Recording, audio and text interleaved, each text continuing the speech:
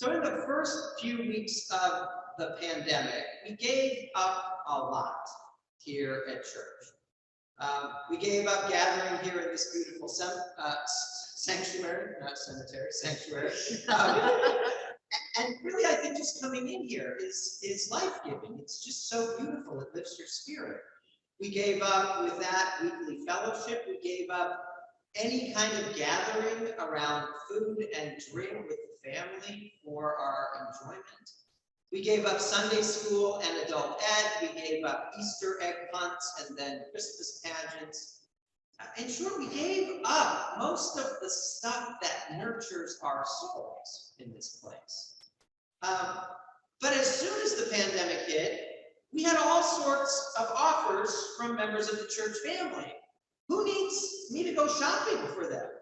Who needs toilet paper? I have a few extra rolls. Who needs rides to the doctor? And then we had questions. How are we going to keep collecting food for Trinity's food pantry? Can we convert the Parents' Day out into childcare for frontline workers? And then when we found out that we couldn't do that, or there wasn't really the need, then it was, how can we pay these people we've laid off now?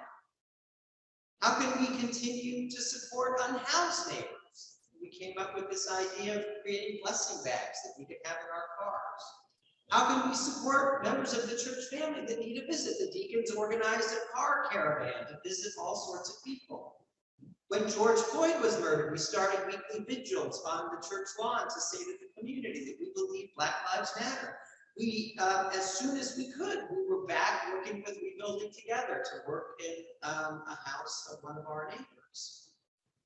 Throughout the pandemic, giving to the church remained strong, and giving, this sort of surprised me, the special offerings remained strong. That took an extra effort.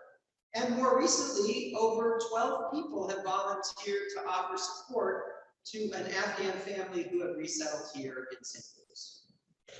So while we lost a lot of the stuff that nurtured our souls, we never really stopped giving. And that is sort of First Presbyterian all over, isn't it? Many of you have been here longer than me. That's just who this church is. A sort of like, never mind me and what I'm going through, how can I help? What can I do to help?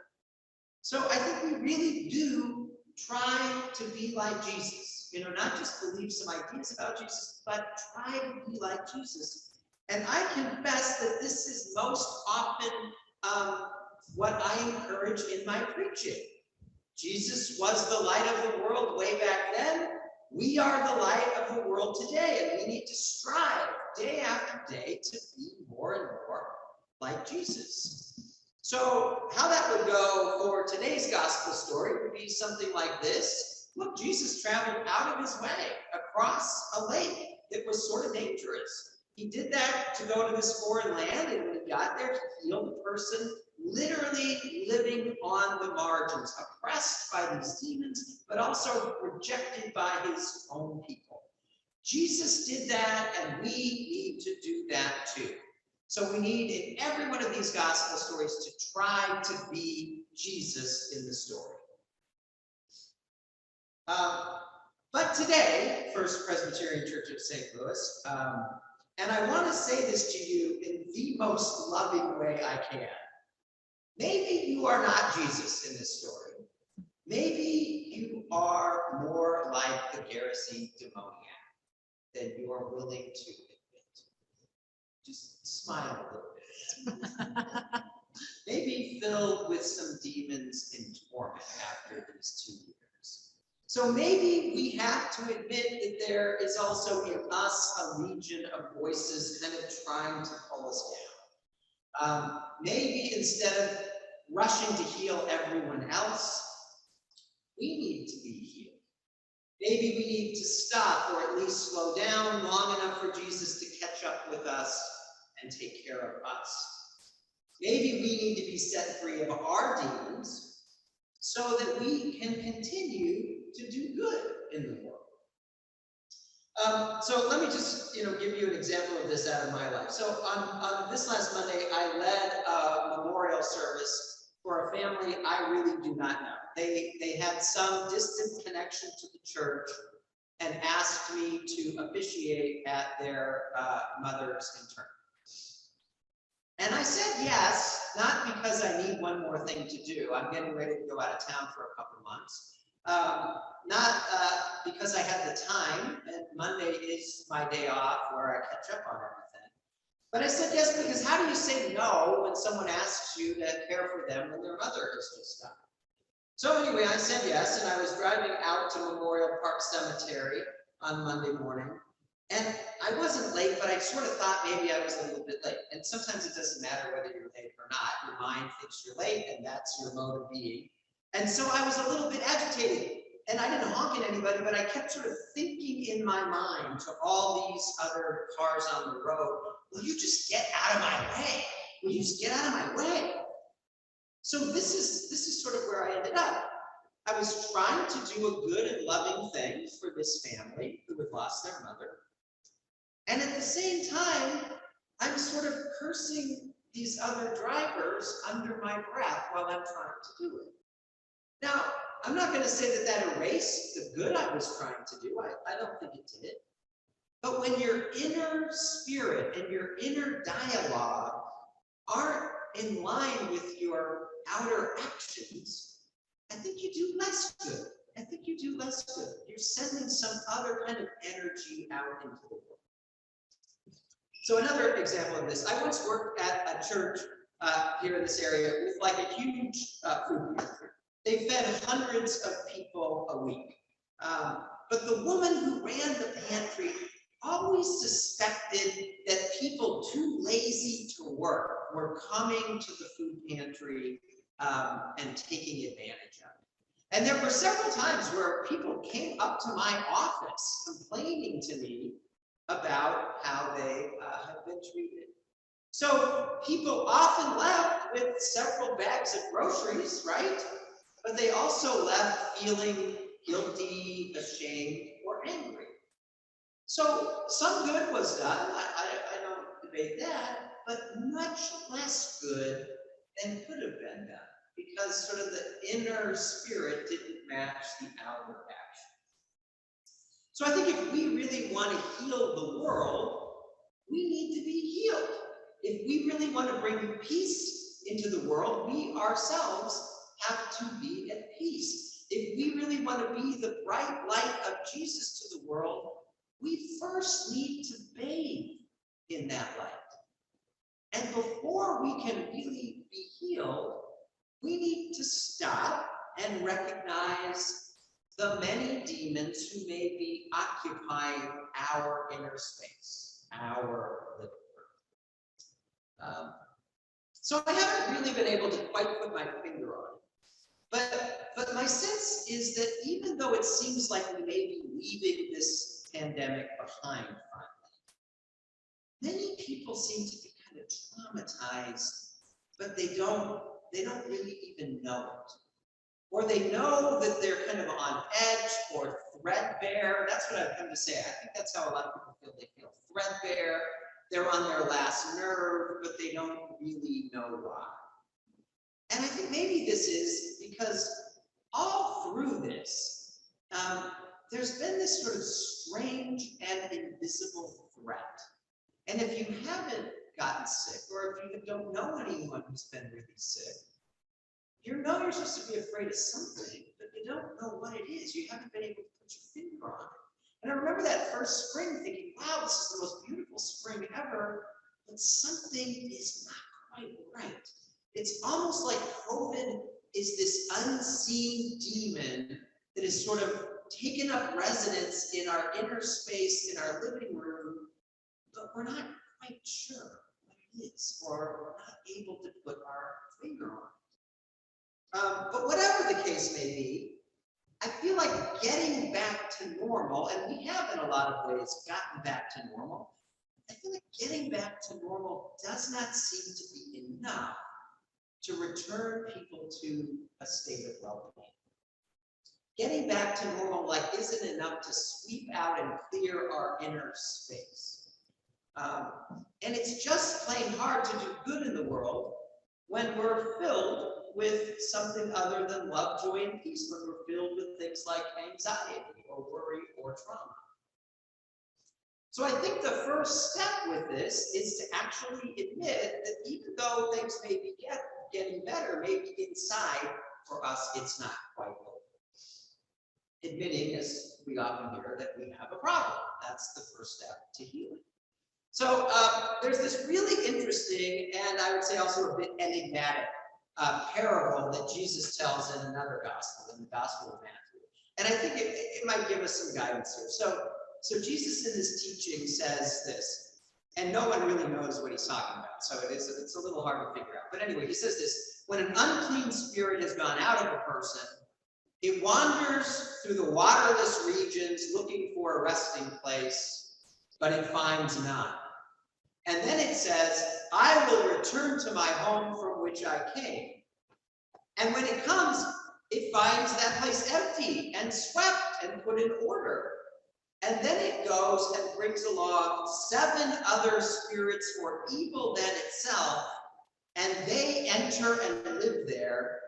And the last state of that person is worse than the first. So it will also be with this evil generation. And I hear that and I think that's not unlike this man in the parable, right? He didn't have one demon, he has a legion of them that have come into him. And while I don't really know what all that means, I really think it's instructive that this demon uses the word house.